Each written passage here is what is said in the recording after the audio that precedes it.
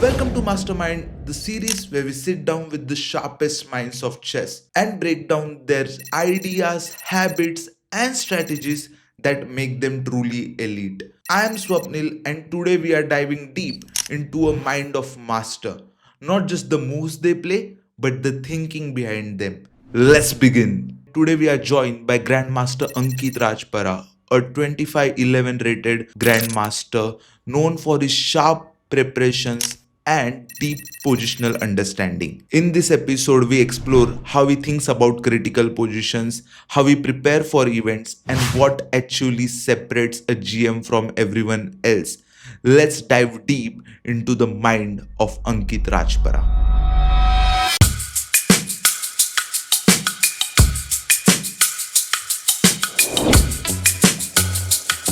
Welcome, Ankit. Thank you for taking the time to be part of the Inside the Mastermind series. The idea behind the series is to really understand how top player thinks, what goes behind the moves, the emotions, the decisions, and I couldn't think a better person than you to explain this. Hi Swapnil, thank you for inviting me. It's always good to share the knowledge with the chess players, how how I think in certain positions, how I should have thought in certain positions, and based on some good moves of mine, based on certain missed opportunities of mine, how players can improve and apply in their own games to be a better player. Cool, cool. So, Ankit, what made you choose this game? So in this game, I was having black pieces against Grandmaster Arkady Naidish. This was played in Qatar Open 2014. So I had become a Grandmaster in that year. But Naidish had the rating of 2719. So basically, he was in world top 30 at that time. Extremely strong player, and I was quite excited and nervous to play that game. And it turned out to be a really instructive game. So, as we will see, Swapnil, from accuracy perspective, there will be some ups and downs. So, there are quite a good number of games that I've played where, I had the advantage slowly, but slowly, steadily, I increased it and I won. But for this one, I wanted to take this game because it's not just about the best moves, but it also about, as you mentioned earlier, the psychological decision making and the emotions, and how that can play a role in at certain moments, and how that can define the game as well. Yeah, yeah. So, like, he was the top rated player you ever faced? Yes, he was the highest rated player. Yeah. Yeah, cool. That will be nerve-wracking, sure. Yeah. Before we start this game, I would like Mhm. to inform our viewers that Ankit also runs Chess Neurons, as some of you might know that. And by Ankit's permission, I would like to announce that we will be sharing an opportunity for our viewers to win some exciting prize from Chess Neuron, where we will be awarding them 1 month membership. And the way we will be doing this is, in certain moments of the game, Ankit and I will be asking you some questions. You have to comment down the answers, and the first criteria will be the answers has to be right, and then we'll be choosing a lucky winner, and hopefully you will be the one getting this prize. Sure. So let me start with the game. Sure, sure. So this was so Naidish started with the move e4 just before I deep dive into the game and explain. One thing that we should know about him is that he's quite a fighter. Actually, if I'm not mistaken, when I had played with him at that time, that is, as I mentioned earlier, November 2014, in that year itself, or within that amount of time, he had beaten Carlsen in classical games two times actually.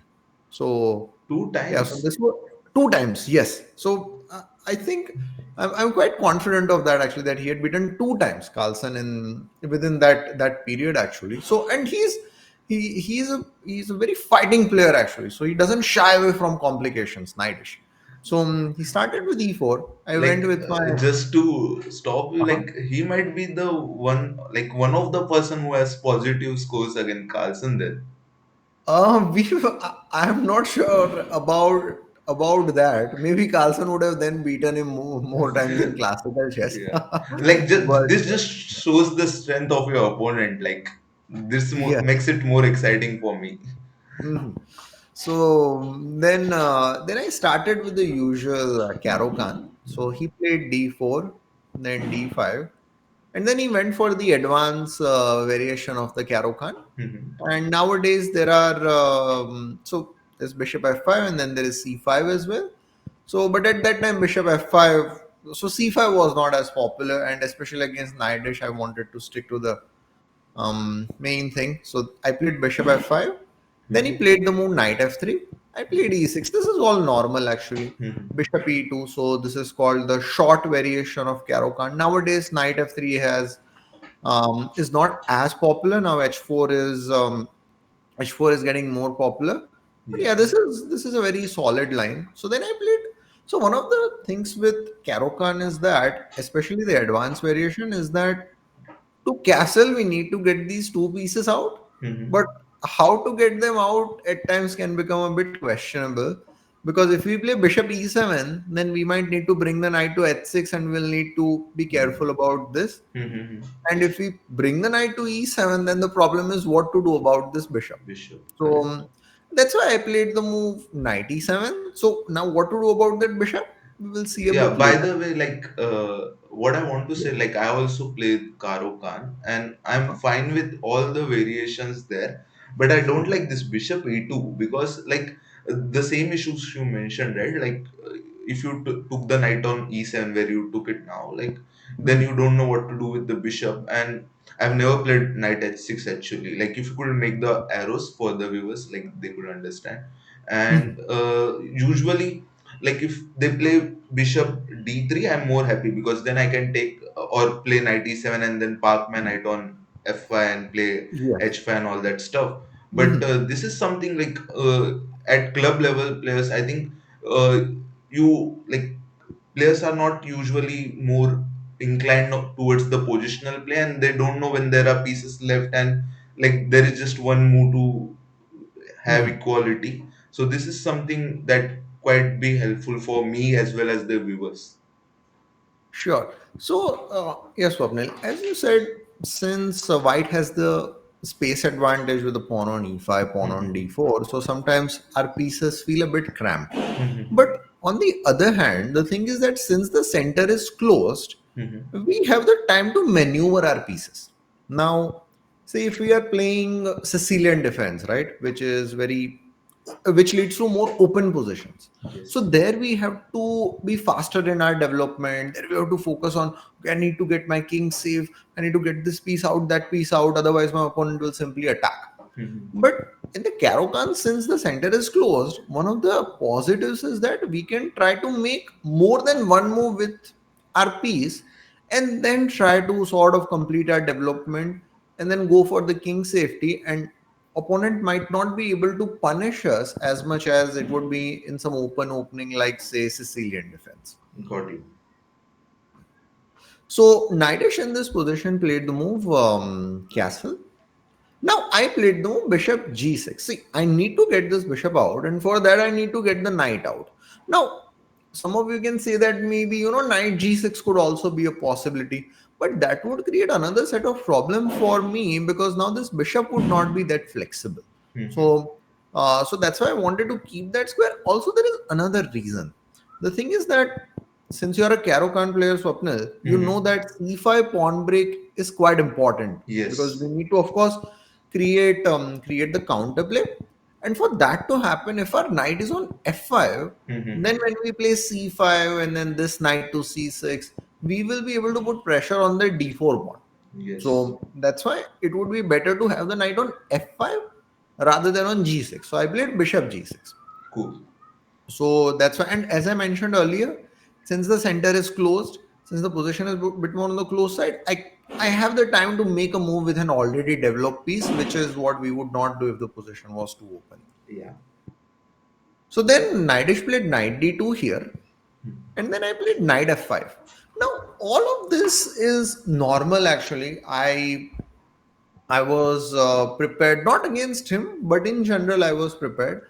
So a more, let's say, common move was knight b3. So basically, white is, so why not put the knight to c3? Because then what happens is when knight f5, c5 is played, white won't be able to get c3. Yeah. So that knight would be blocking it. Mm-hmm. So and then when the knight is on b3, so what would happen is that when the knight goes to b3, then this is defended. There is some pressure over here as well. So then what happened in this position? Knightish actually played the move c4.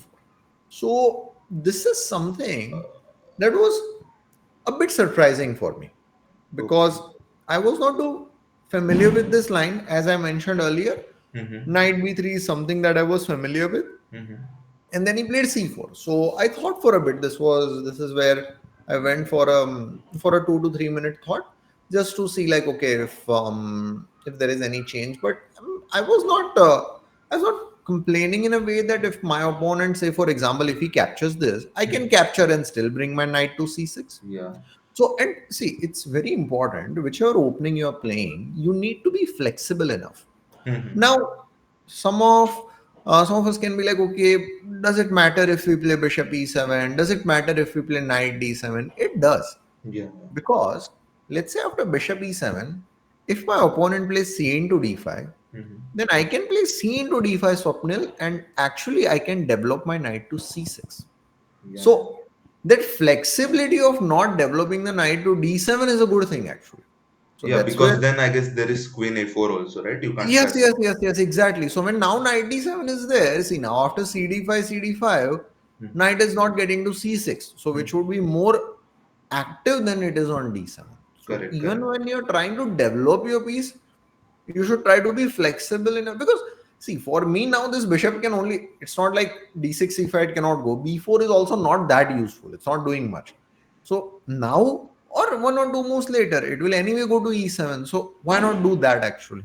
Okay, so you are basically saying like you have no option other than e7 for the bishop, but you have options for knight. So you are saying, okay, let's develop the piece which has no options, and then with flexibility by seeing what opponent has to do, we can then develop the other piece, and that move order helps us to play the opening correctly. Exactly, yes. And Okay. this is something, these are the opening principles, Swapnil, because a lot Yeah. of times I notice is Mhm. that we, just prepare the opening, we remember the moves and everything, but we should try to apply these type of principles. So that's why when opponent plays something different, or we are not familiar with the position, we can still rely on these things and get out of the opening in an acceptable manner, actually. Sure, sure. And by the way, at knight d2, instead of knight d2, you were not afraid of g4, right? So Knight f. G4, Not so here. what? Oh yes, yes, here When G4, yes. Yeah. So G4, I had actually done some. I had some preparation, Okay, okay, and my opponent actually played G4 afterwards. So I applied that same preparation there. okay. So So that's cool. So we are going to see what to do. yes, yes, yes. Yeah, So that's I'll cool. yeah. So he played that, as I said, this C4 idea I did not know. That Mhm. bishop is there, and then he played G4. So here now what happens, Swapnil, is that in these type of positions, even in that directly, let's say, so you were asking here. So what normally happens is, Swapnil, white normally waits for black to play bishop e7 and then plays G4. The Mhm. reason is that right now if g4 is played, black has an option of now capturing with the queen that can get slightly dangerous for white. Mhm. But when, let's say, instead of c4, that knight b3 move was played, right, that I was talking about, more popular move, Mhm. and now if bishop e7 is played, now g4, what happens, Swapnil, in this is that now the bishop has to take it, and then there are some ideas like f4 and then f5 to try to do something about this, or g5 to try to trap the bishop and Correct. something. So it leads to these type of, so just some similar idea, let's put it that way. So Yeah, and normally. so yeah, so what I was thinking, like Mhm. the knight on f5 is actually good, right? So why don't we go h5 and stop g4 first, so that like the knight is always there. So the problem with h5, Swapnil, is that it's a bit of a committal move, Mm-hmm. because what you have to remember is that we need to, so see, once. white will complete the development, right? Yeah, So yeah. then what will happen is that white is also going to play, maybe develop the bishop to so d2 or f4 or something, and then play c4, then sometimes even a4 a5 to gain the space. So the Correct. problem what will happen is that opponent will try to do something on the queen side, and since we have committed ourselves on the king side, Mm-hmm. castling will become very risky since we have played h5. Got you. So, and then if we castle on the queen side, then white Yeah, already has these type of ideas. So that's why we should be slightly yeah. careful in No committal pushing moves. those pawns. Got it. So now let's see. So c4 was played, then g4. Yeah. So I so knight h4. I already showed you the idea that Yes. there is this f4, and this is the setup that also black plays. But Correct. so when you asked for earlier g4, what I was planning to do, so I had a plan of playing knight h6. Now, you know, you would be thinking that what is going on? Knight went on e7, then it went to g5, then Mm-hmm. g4 was played, then it went on h6. Mm-hmm. So what is going on, right? So see, this was I played this move deliberately. I wanted him to play g4. I wanted him to weaken his king side.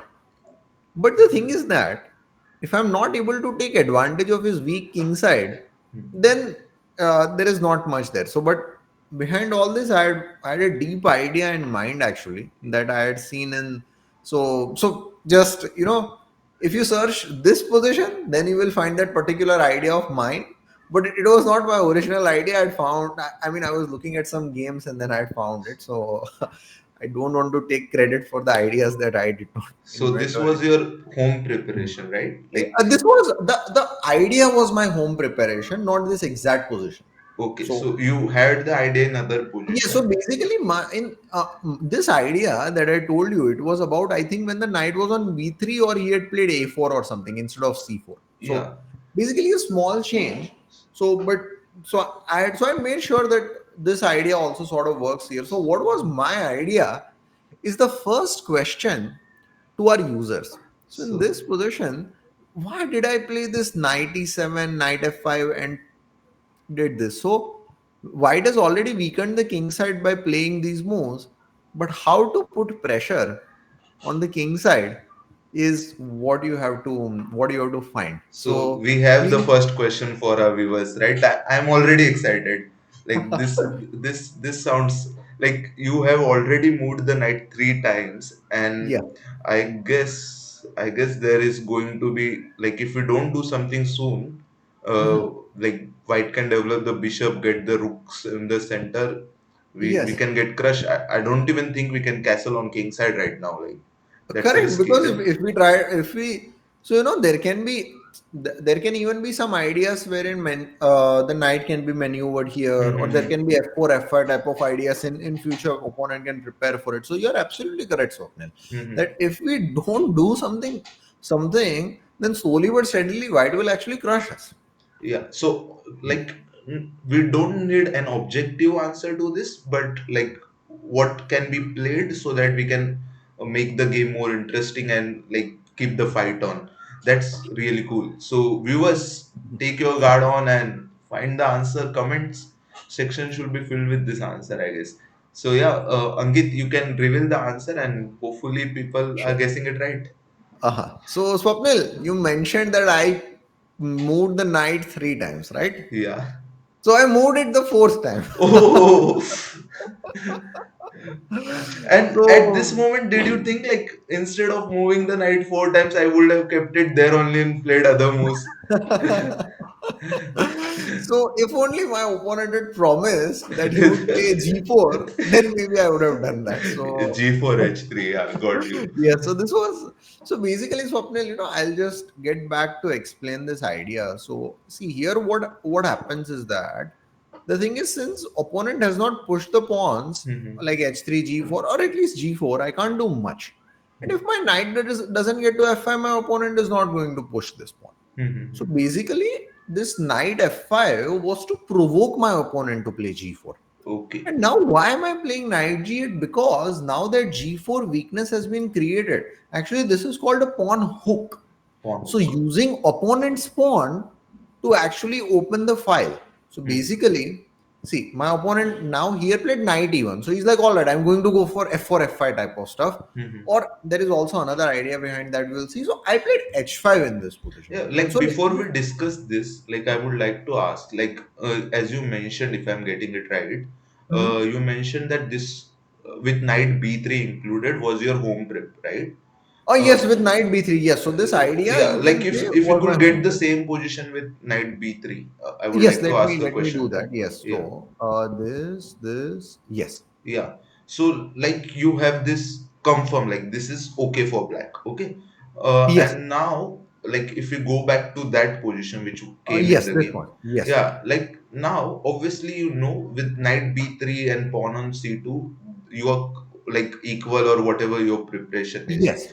How do you evaluate in the game like with knight d2 and c4 you can Hmm. still go for this idea like because I believe many of our viewers would have these ideas made before the game, especially in classical games. But obviously, your opponent is not going to make all the moves which you had prepared in the home, right? There are going to Hmm. be slight changes, and Yes. there are going to be position where you can use those ideas. And you might have thought like you can use the idea here. I just want Mhm. to understand the psychology. How do you make? Because see, you have moved the knight now on the fourth time. So Yes. how do you get that confidence that okay this is also a good move in this position. So, Swapnil, that's a very good question because sometimes I see two extremes. Hmm. So, some players are like, I have prepared a setup, I know a setup or I have prepared a setup, right? Okay, And whatever my opponent does, I'll follow that setup. cool. Now, that's a problem because if there is some small change in the position, then you Mhm. need to be flexible. Yes. Now, there are on the other end of the extreme, some people are like, okay, I will follow the setup only if the exact move order is played. If Mhm. that is not followed, then I'll play something else. So, how do you make that decision? Mhm. So, that decision can actually be made, Swapnil, by looking at the position in more depth. There is no other general answer to it, unfortunately. So, Got it. you have to understand. So, here, what I was doing, because I just tell Mhm. you. So, when my opponent played this, so here, Mhm. when my opponent played actually this move g4, right? Mhm. So I thought so till here I had thought for like 2 minutes for this, as I told you earlier. Yeah. Here in this position, Swapnil, I thought for 13 minutes. Yeah, that was going to be my question. Like, Yes. how much time you took? Yes. So I took 13 minutes actually for this. So Yeah. it would be wrong to say that okay, I had prepared this idea for knight b3, so I'm also doing it for c4 also. So I spent those 13 minutes, Swapnil, to try to understand if my opponent now maybe my opponent can play queen b3, right, since the pawn is on c4, or my Mhm. opponent can play c into d5. So I was trying to understand that Mhm. can I is there a difference that I cannot play knight h6, or is there a way knight h4 has become better? So you should spend the time and try to see the difference, and if you can't see, then you follow your idea. But if you see that because of this change move order or because of slightly different move that idea doesn't work, then you change and improvise over it So actually. basically, we try to use the idea, but we don't enforce it. Like, if it works, like we calculate it throughout, and then if it works, then only we use it. No hard and Absolutely. Yes, fast rules. that's what you should do. There is no you should be flexible enough Mhm. to not play the setup that you know, and you should Mhm. be flexible enough to play. That depends on the thought process that you had Sure, at board. sure. That's really helpful, by the way. Like, I always get these questions in the game. Yeah, we can move on. Sure. So let's see. So I was at the move h5. Yeah. Now Swapnil, g into h5. I am not worried Hmm. because I can just play bishop f5. Then there is knight h6. This pawn is weak. I mean, and sometimes even I can play rook g at g6. I can even think of sacrifice. The king side has become too weak. So Yes. I was not worried about it. Now knightish. Knight even's idea was not just to play f4. He played a very nice move. He played the move knight g2, Swapnil. Oh. So the idea behind this is he recognized that now this file is going to open. That's what I did. Logical choice. But he knew that my rook is not enough for attack. My queen will want to get to h4. So that's why he's stopping that idea by playing knight g2. Got it. Yeah. So that was the thing. Now In this position, so I have this rook here, but still it's not enough to attack. So I thought, okay, let me try to open the position a bit. So I played d into c4 here. Okay. My opponent played knight into c4. Now my bishop is on the open diagonal, but it's not doing much there. So I brought it to e4. Again, like just if you Uh-huh. go back when you took on c4, Yes. l- like I always get this question, not just in Karokan, in general position also, right? When let's say Mhm. white has played d4 and usually black goes d5, c5, Mhm. like in some positions you took that, you can take that pawn. Let's say here you can take this pawn, but Mhm. at in some position it's just waste of time, right? And Yes. your king is still in center. Obviously his king is weak, but Mhm. how do you make it like I'm sure I can't calculate everything here, right? Like Correct. there is more positional understanding of whether I Yes. should take it or not. Like what Mhm. will be your key answer here? Like, okay, you should check this, and if these metrics are passed, then you can take this c4, c5 pawns. So basically, breaking the tension in the center, that's a very, very sort of it depends on the position, I would say. But Mm-hmm. let's say if you feel like, because when the central pawn structure is changing, so the piece placement will also change because you might gain some squares, you might lose some squares or something. So I think how you should try to make the decision is based on your piece placement after that exchange actually. So if you Okay. feel like somehow you are able to activate your pieces further, Mm-hmm. then you can go for the pawn exchange, and if not, then you can avoid it. Okay, Now so in this we will exact prefer the piece position, activity. Okay. yeah, piece act, I think you can, yes, so that would be a crucial factor actually, piece activity. Hmm. So because in this position now, you would be, so you cannot, by the way, taking with the bishop is not a good move because the central pawn would fall. Yes. So now we can say that we, by capturing this, we helped him in improving the knight's position. We did. Yes. But the knight is 4 now, since the bishop is on e7, it's not getting to d6. So that's a good thing for us. And see, if I had played bishop e4 here, now he would have an option of not only kicking the bishop but also playing knight into e4, and my Yes. e4 pawn would be weak. And I wanted my bishop not to remain on the open diagonal. I wanted my bishop to do something where the weaknesses are. Hmm. So that's why I felt that yes, the knight is getting improved, but my bishop is getting improved even further. Hmm. But then he played f3. So now the bishop is blocked by the pawns. So then why did I do that? But why I did that is because f3 has been played, one more pawn has been pushed, so his king got even more weaker actually. So Got it. you can say that I sort of provoked that weakness. Yeah, and also like Mhm. just to ask, like you both of your knights on the starting square right now, right? And Yes. then you again moved the bishop to e4 and then d5. Mhm. In the game, doesn't it scare you? Like, okay, my pieces are still on the starting square, my king is Yes. in the center, and like from where do you gain this confidence? Like, okay, I can still move the bishop. So I will bring it to the same thing that I told you earlier, Swapnil, that Yeah. is the stable center. So Mm-hmm. if my opponent had some G6 idea, right? Or Mm-hmm. if my opponent had some F5 idea. Now, if he does it now, it's too risky.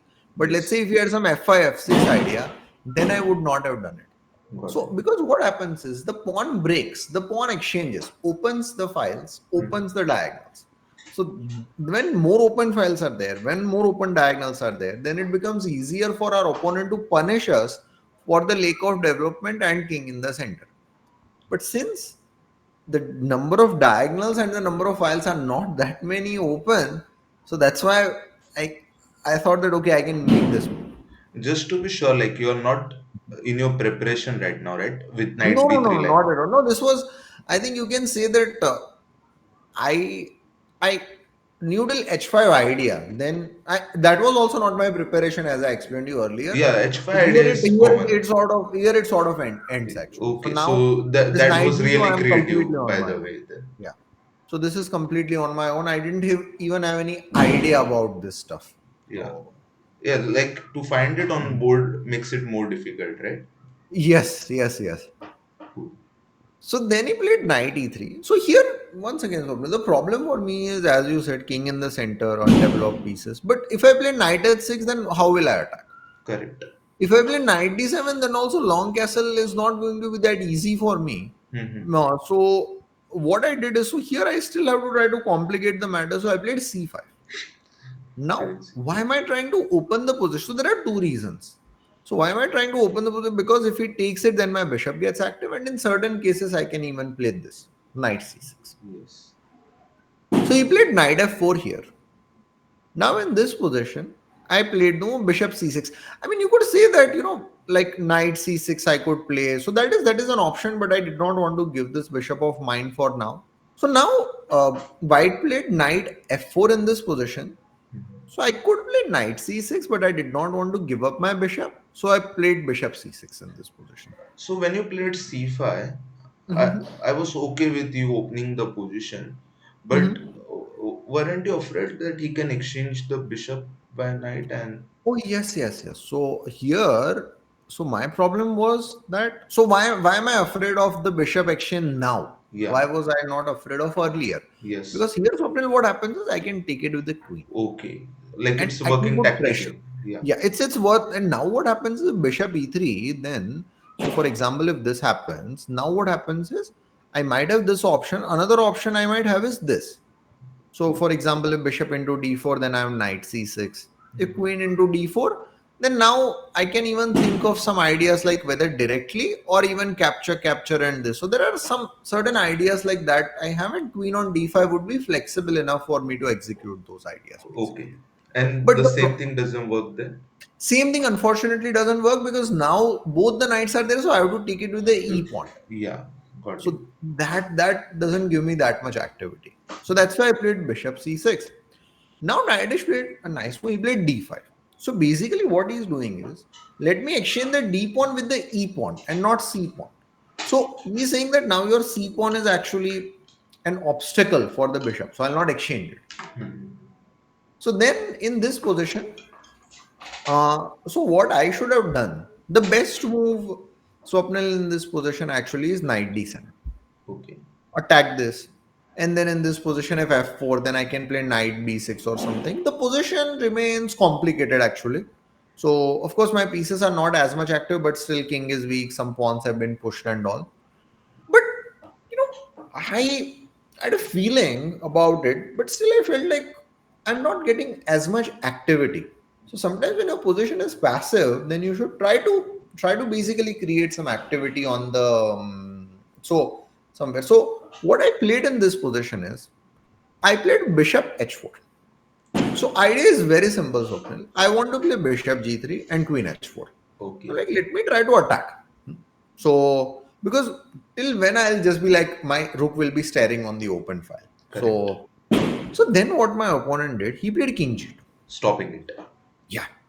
So here is the second question for the users. So can you please think for some time in this position Yeah, like if you and tell us analyze, how can black continue the attack on the king side? yeah, like if you analyze, the open file has been blocked by the bishop right now. The rook, Mhm. also, I think one of White's threat is that he can bring the rook now to the open Oh file. yes, yes, yes. Now yes. So there So has to be something concrete, otherwise, I guess we are just lost because the king is in the center. So I will really like to know like what you played there. uh so in this position, I played the move bishop g3. So I gave the Sacrificing the sacrifice. bishop. Wow. So that was my plan actually. That was when I played bishop h4. My plan was okay. If he plays king g2, I'll do this. I'm sure someone would have guessed this, calculated Yeah, throughout. I hope so actually. Cool. So Swapnil, now I want to bring it to an important point that when your opponent plays such unexpected move, right? Yeah. So now let me bring the psychological point as well. So Naidish is, as I played, a very fighting player, right? Yeah. Yeah. So when you challenge him, he will not shy away from it. So he played the move king takes g3. He's like, He okay, accepted it. yeah. He's like, how can you give me a piece and I'll not take it? I'll accept the challenge, I'll accept it, and then I'll prove that your piece sacrifice is wrong. Yeah. Now what happens is sometimes we what we have to try to do is to keep our control over the position. We cannot choose to accept such sacrifices, and he should have sacrificed a pawn instead by playing knight f6 check. Oh, reverse Yes. sacrifice. So then g takes f6, exchange the queens. Now, I am up a pawn, Swapnil, but he can Mhm. play bishop d2. The Mhm. idea is bishop c3, there can be f4, there can be rook fd1, there can be rook ad1, and but my lack of development, even though queens are not there, still other pieces are there, so that weak king, that will become a factor, and you will have tremendous compensation for your pawn. Yes, yes. So what he should have done is he should have just gotten rid of the only thing that I could put him the pressure on. That is the his weak king. Mhm. So, but yeah, that was also I think a slightly psychological element to it because he's a fighter. He's like, let's accept it and go for it. So, So I was like, happy with it because see, I knew that things were slipping slightly out of my hand. So I was like, okay, he accepted it, that's fine. I was not 100% sure. See, I'm not saying that I had seen everything and all, no. But I knew that now the game is getting complicated. And then, even so, since the game is getting so complicated, even such a strong player like Naidish can go wrong. that's cool. So I played Queen H4, of course, the logical follow up. King G2 is mate in one. Mhm. King F4 was played. I played Queen H2. Then Yes. King E4 was played. Now I need to get my pieces out, of course, because see, given time, Naidish just wants to make the king safe, right? So before he is able to do it, I have to create some activity. So I played Knight D7, Mhm. developing my knight and attacking this pawn. So he played King D3. He's like, okay, you take this pawn of mine. I'm not worried. So then I played long castle, not to just make the king safe, but to bring my rook on the file. Then he played this. I took the central pawn in this position. So Okay. now there is this pin, there is this pin as well. So he's like, all right, let me just play queen d2 in this position. At least I'll deal with this pin. So now we are coming to the third question of the game. Hmm. So what has happened is, I've sacrificed a piece. Nidish's king got weak. In the meantime, I got my pieces active as well. There is pressure on the king side. There is pressure on the queen side. But how to continue increasing the pressure on white is important. So black to play here.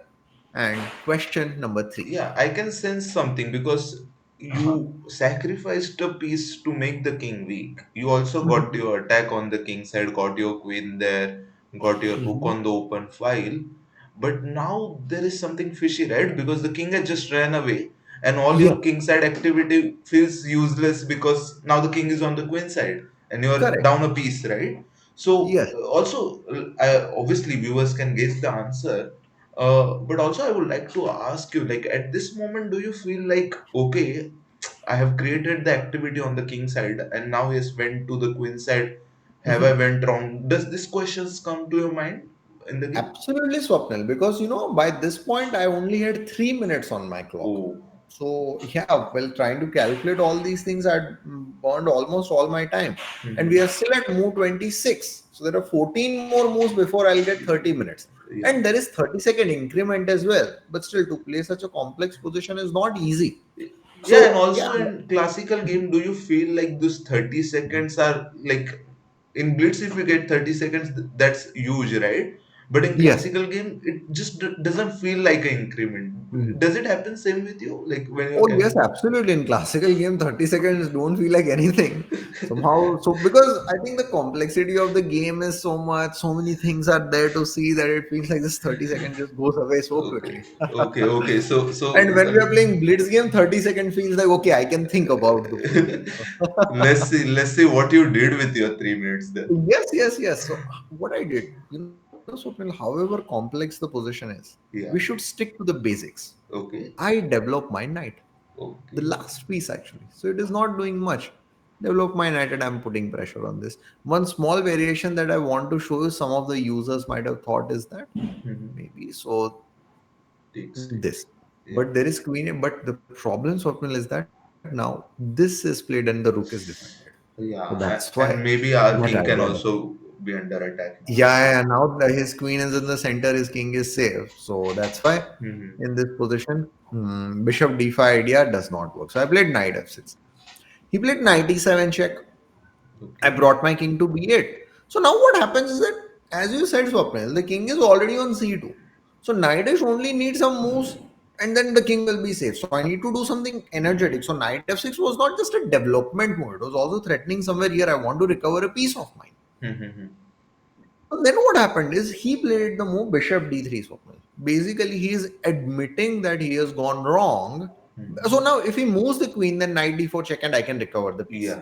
So he Simple. played bishop d3. He's ready to give back his piece. He's admitting that this adventure of his has gone wrong. Because I played knight b4 check and then I can simply recover the piece, right? Mm-hmm. So here, the thing, Swapnil, is that we know that if we are up in material, I'm up one pawn, we should exchange pieces.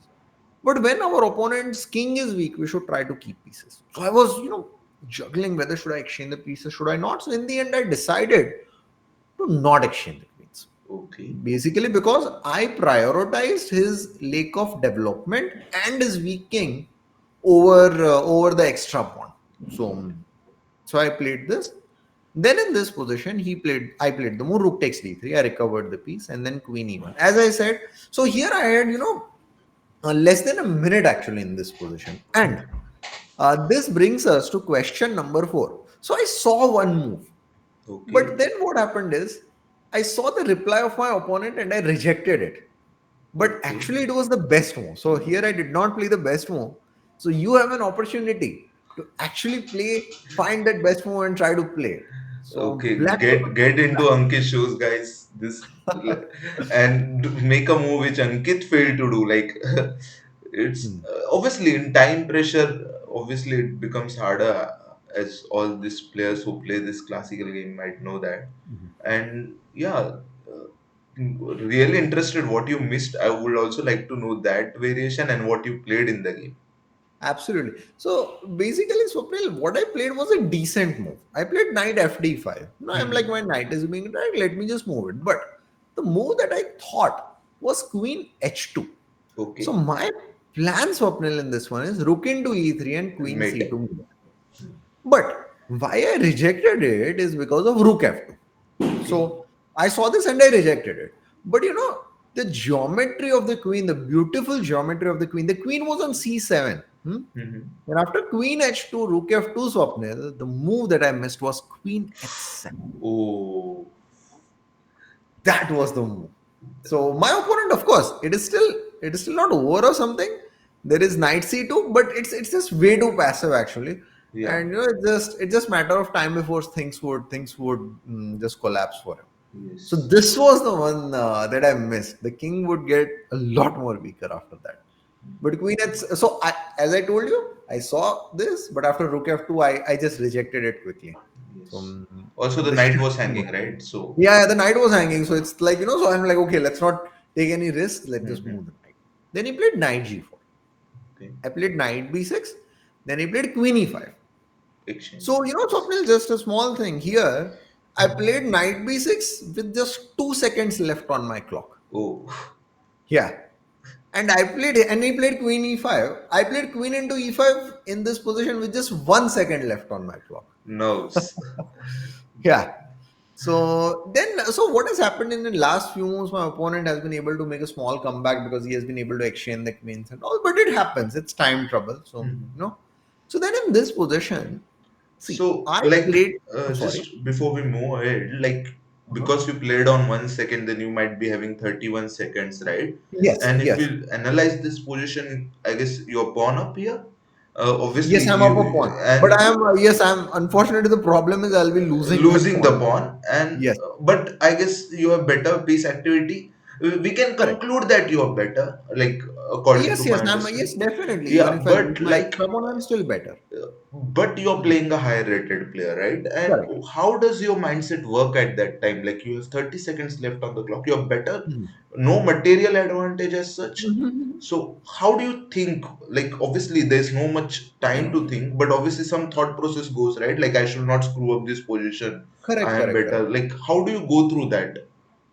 So sometimes, Swapnil, so what happens is that there are many players, many students also ask me about this, that okay, when high rated player is there, such situation is there, what should we do? So what I tell them is that Mhm. in that pressure situations, right? Mm-hmm. Your task is to Mm-hmm. find the best move in the position. Okay. So if you think that I am playing Nidish, right?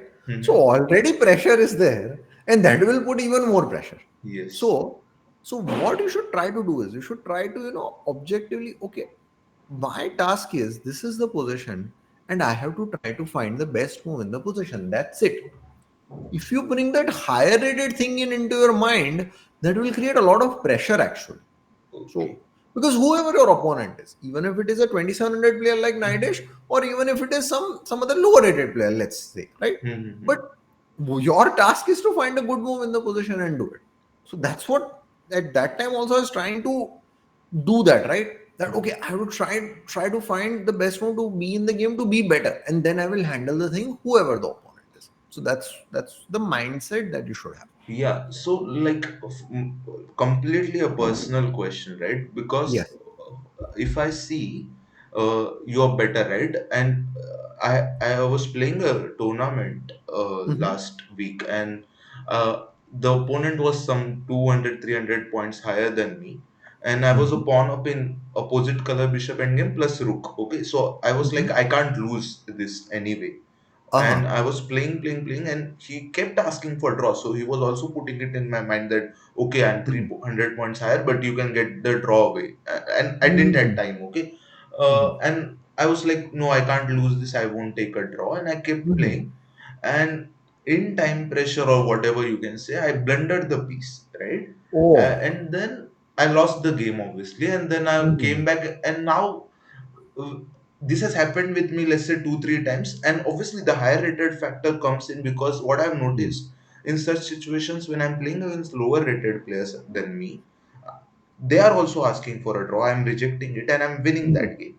But Mm-hmm. against higher rated, I'm screwing, let's say 50% of the position. So Mm-hmm. once it happens after Mm-hmm. the game, not in the game, like after the game, how do you convince yourself again, like when you're again in such kind of a situation where you are better, slightly better, time pressure, you still get that energy to fight on, like how do you do that? I think one thing that we must understand, Swapnil, is that if we want to improve as a player, Mm-hmm. if we want to become a strong player, then Mm-hmm. your decision of not accepting the draw and playing, you Mm-hmm. lost the game.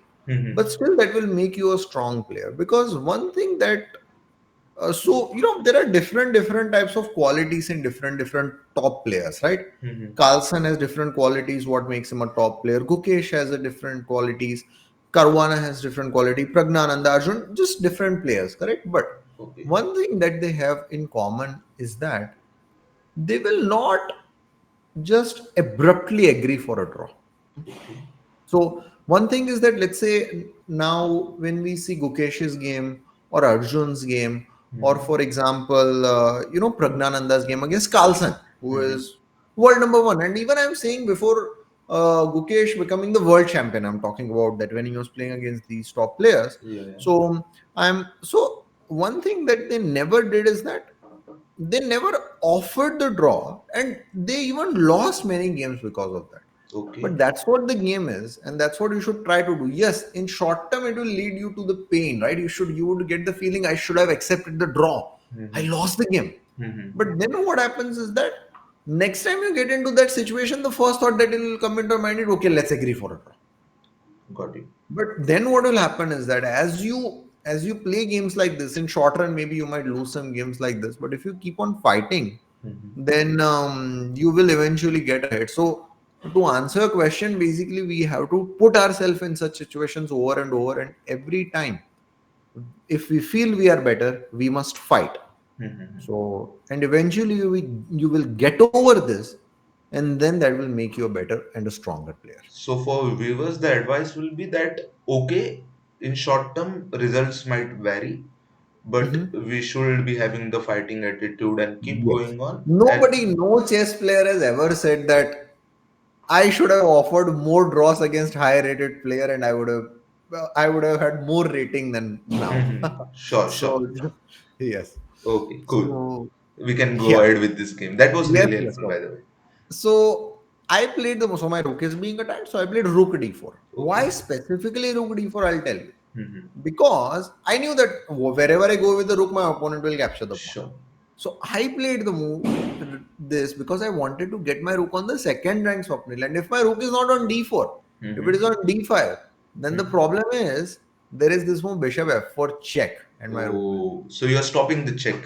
Yes, I'm Cool. stopping the check. So Prophylactic. even in time trouble for me, I see. Even in time trouble for me, the goal is let me keep my pieces active. I'll handle the rest. Yes. And then on 37th move, Swapnil, Mhm. he develops his bishop. Oh, So yeah, attacking the rook. so that is not a good thing, but yeah.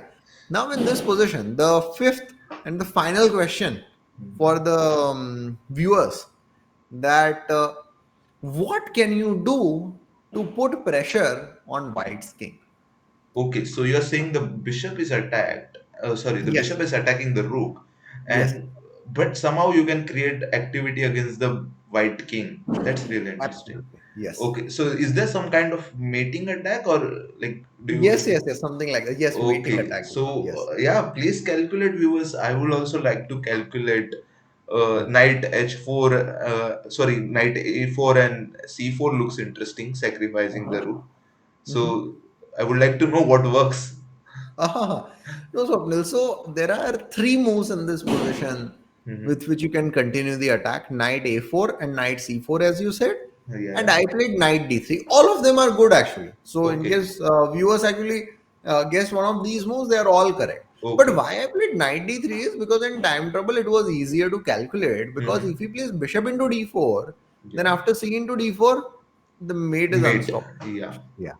So because the king cannot go anywhere. So same thing. So if I show you for knight c4 also, what happens is, of course, I Hmm. cannot take it right now, but I can Hmm. just take this, and then there is this rook b2, then knight d3 check, or knight d2 is also coming. So this is also lost. So, Yeah. but the Like main point in this, is, it was not like unstoppable by second. If you go knight c4, yes, it doesn't look unstoppable and it's hard to calculate. So you're saying, yes, yes, yes, exactly, exactly. So okay. in during the game, you want to, when there are equal looking options, then you want to Hmm. go for the option that limits your opponent's opportunity. So you have Hmm. to calculate less. Yeah. That's So what we should try to do. basically, +6 and +8 won't matter. Like if +6 is Exactly, easier for exactly. you to calculate, go for it. Correct, correct, correct. Okay. As long as there are lesser lines to calculate, the lesser chances for us Especially to in win. time trouble. Yes, especially in time Okay. trouble. So I played knight d3, and then he played the move bishop c1. So here I had an easier way to, just simpler way to finish the game, rook c4. Hmm. The idea is just Sacrifice capture, and then yeah, mate. and Yeah. then this. But as I said, I was in a bit of a time trouble, so I played knight c4. This is Okay. also winning actually, but rook Hmm. c4 was an instant win. Then he played rook d1 in this position, and then I played the move knight into c1, and then he resigned. The point is, Okay. if he takes it with the rook, then there is mate. Mate. If he takes it with the king, then I can give a check and then take the rook. Yeah. And if he takes my rook first, Hmm. then I can play either rook h1 or even d3 and then rook h1 actually. So Okay. that's why after knight into c1, he resigned. Cool. So you won this game. How many points? So he might be some 200 points higher than you. Yes, so around yes, around 200, so 225 points ahead of me. Yeah. Yeah. So how does that feel? Like you just built in a super GM. How Mhm. does that feel at that moment? No, it felt great at that time actually. Hmm. So because it's even now when I look at the game, those emotions come Hmm. back to me. So Hmm. it was clearly a very fighting game. There's certain ups and downs. So it's always good to play such games, and even better if we are on the winning side. That's cool. That's cool. A really insightful game. Learned a lot. Like I solved my personal doubts also there about time pressure, how to take decisions, and I'm sure many of our viewers will also have the same doubts, and they would have got their answers. And uh, I would like to tell the viewers like so basically all these decisions. Like first, I used to be a tactical, more kind of a player. I used to be like, what's the honest answer of the position? But lately when like I'm knowing Ankit for like last year, I guess, and there is this cool project which he runs, Chess Neurons, and there are some puzzles, right? Daily 10 puzzles, and I'm solving those, and I've seen some change in my style also. Like just, it's not more like important to get honest answer of the position, but also like what's better, like as we discussed, right? Plus 6 plus 8 doesn't matter if plus 6 can take you to the win. And like this chess neurons thing has also helped me. So I would like to know from you, Ankit, like what's your motto behind running this? Obviously it's helping me. I have my friends who are going through those courses, those puzzles, and they have like gained 200 rating points one tournament. So I have my personal experiences and backing for it, like, but I would like to know from the creator himself, like what's the thought process, what's the objective motive to run chess neurons. So, so Swapnil, we started chessneurons.com